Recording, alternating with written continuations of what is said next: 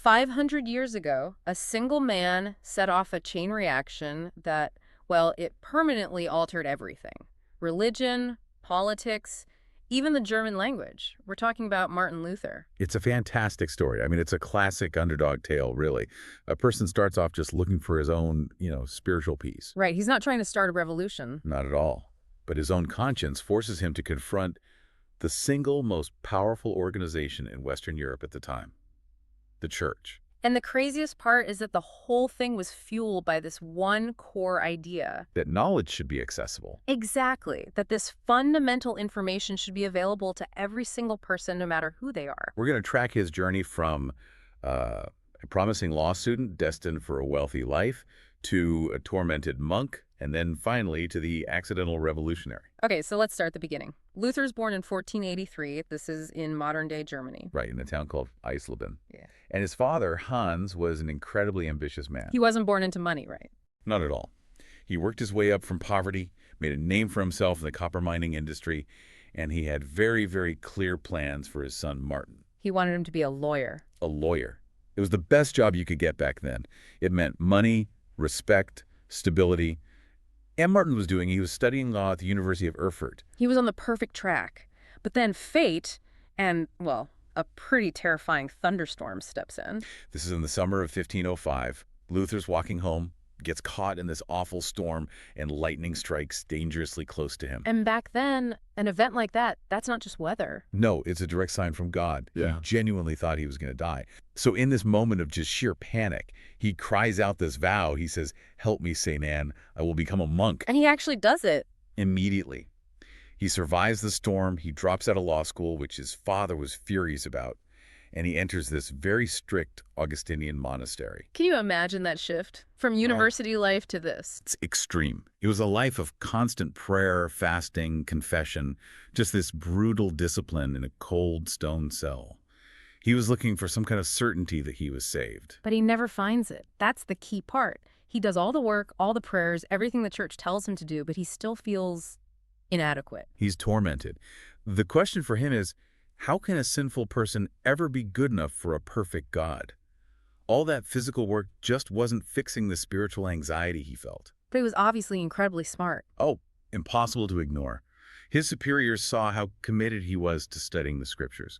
So they pushed him toward academics, toward theology. He eventually becomes a priest and then a professor at the University of Wittenberg. And that move from the monastery cell to the university lecture hall is what puts him in the right place at the right time. Exactly. It puts him right in the path of the big conflict of the day, the thing that would finally make him act. Indulgences. Okay, let's break that down. What exactly were indulgences? So in the early 1500s, they were basically special documents sold by the church. The idea was, if you bought one, you could reduce the spiritual punishment for your sins. So less time suffering after you die. Right.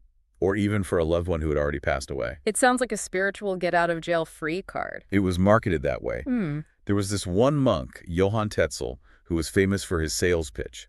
He basically said, as soon as the coin in the coffer rings, the soul from purgatory springs. Wow. And the church needed the money. Desperately. Huh. A huge chunk of the revenue was going to fund the construction of the enormous St. Peter's Basilica in Rome.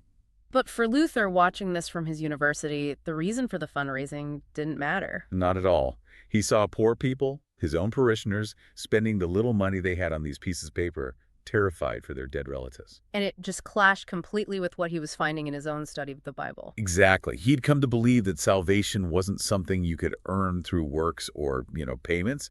It was a free gift from God, received only through faith. So if forgiveness is free, then selling it is corrupt. Fundamentally. That's the powder keg. And on October 31st, 1517, he lights the fuse. He does. He writes up a list of arguments, 95 of them. We know them as the 95 Theses. And he wrote them in Latin, which is important. He was aiming for a scholarly debate among professors. Right, not a public uprising. And he supposedly nails this list to the door of the castle church in Wittenberg. You have to picture that door. It wasn't just a door, it was the community bulletin board. It's where you posted university news public notices. It was the place to start a discussion. And his arguments were pretty radical. They were. He was saying, look, the Pope doesn't actually have the power to release people from all spiritual punishments.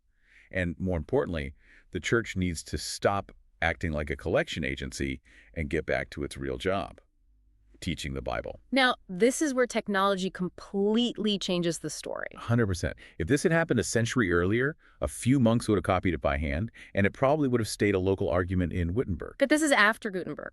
This is after the printing press. Before, a scribe might copy, 4 pages a day? The press could print hundreds of pages an hour. So the speed is it's exponential. And printers immediately see the potential. They take Luther's Latin text, translate it into the common German that people actually spoke. And they print thousands of copies. Thousands. His ideas go viral. They spread all across Germany into other countries with this incredible speed. The authorities just couldn't keep up. They ban it in one city. And it was already being printed and sold in the next town over. This obscure professor becomes the most talked about person in Europe basically overnight. So you can imagine how this went over in Rome. Oh, they saw it as a direct threat. An existential threat to the Pope's authority and, of course, to the Church's finances. So they demand he take it all back, recant. And Luther says no. He says, I'll recant if you can prove me wrong using the Bible itself. Not church tradition, not a papal decree. Show me in the text. The confrontation just keeps escalating. It does. The Pope sends what's called a papal bull. Think of it like a formal executive order. It threatens Luther with the ultimate punishment. Excommunication. Which is a huge deal. It's everything. You're cut off from the church, which means you lose all your religious, political, and social rights. You're a complete outcast. So what does Luther do?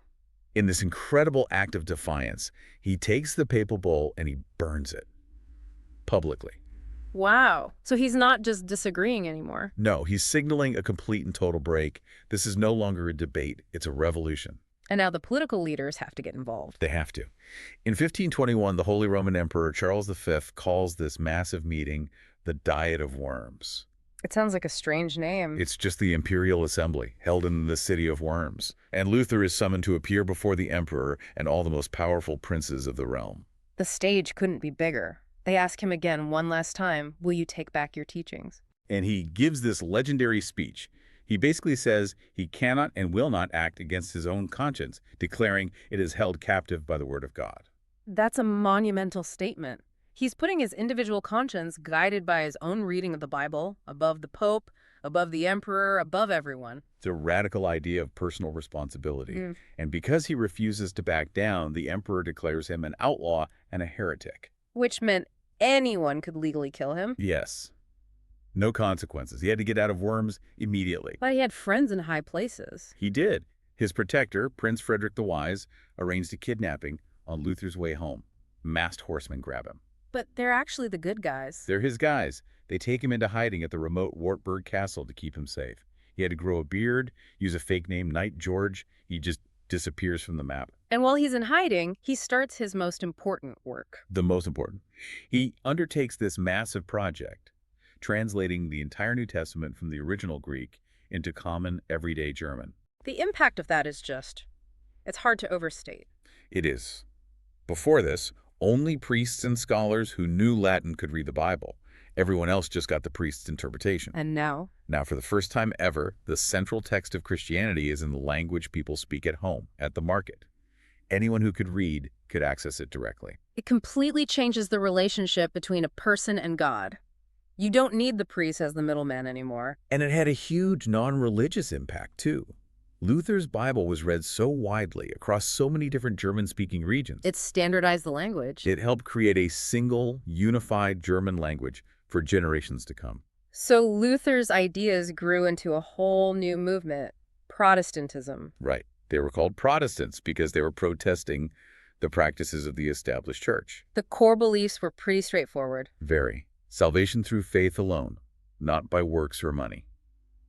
And the Bible is the only true source of religious authority. Which led to some very practical changes in how people worshipped. Huge changes. Church services were no longer in Latin, which nobody understood. They were held in German or English or the local language, so everyone could participate. And if the Bible is the ultimate authority, then people have to be able to read it. Exactly. This led to a huge push for education.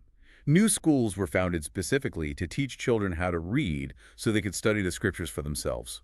Luther also changed the idea of family life for clergy. He argued that priests should be allowed to marry. And in 1525, he married Katharina von Bora, who was a former nun. And their marriage sort of became the model for Protestant family life. It did. They had 6 children, and she was known for managing the household brilliantly. It set a new example for a religious life centered on family, not just a monastery. And Luther kept working on his translation. For years, he eventually translated the Old Testament from Hebrew, too. His goal was always to make it sound natural, accessible. He said he wanted it to sound like a mother talking to her child. By the time Luther died in 1546, the world was a completely different place. The religious map of Europe was redrawn forever. But his influence goes way beyond religion. You mean into politics and individual rights? Absolutely. When you give every individual the right to read and interpret a foundational text for themselves, you are teaching them to question authority. If you can question the Pope. You can question the king. The idea that your personal conscience is the ultimate authority is a deeply revolutionary concept. It's a stepping stone toward modern democracy. So he goes from this tormented monk to a world-changing figure, all because he stuck to his conscience and used new technology to push his idea. The idea that knowledge should belong to everyone, that belief is really what sets the stage for the modern world. We hope this helps you understand why 1517 was such a huge year in history. Good luck with your studies.